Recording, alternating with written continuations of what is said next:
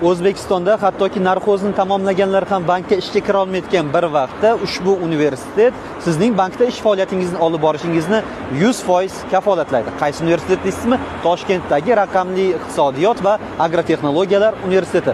Xo'sh, qanday qilib bizni bankda ishlashimizni kafolatlaydi degan savollar ham mavjud bo'lsa, albatta bunga ham javob bor. Ushbu universitet Agrobank bilan hamkorlikda faoliyatini olib boradi va bitiruvchilar Agrobankda bemalol ish faoliyatlarini olib borishi mumkin o'qishni tamomlagandan keyin. Nafaqat o'qishni tamomlagandan keyin, balki ikkinchi kursdan boshlab ham stajyor sifatida Agrobankning filiallari, hattoki bosh ofisida ham faoliyatlarini olib borishi mumkin va bu uchun ularga albatta haq to'lanadi. Adashmasam 2,5 million so'm atrofida edi.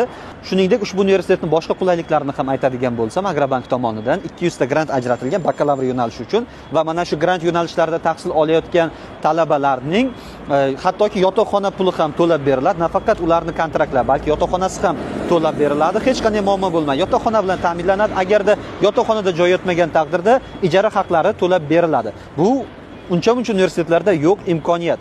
Bundan tashqari yana aytadigan bo'lsak, agarda kontraktga kirgan taqdiringizda ham sizga kamida 2 million so'm stipendiya to'lab boriladi. Keling, bemalol quyidagi raqamlarga qo'ng'iroq qilib, ro'yxatdan o'tishingiz va talaba bo'lishingiz mumkin.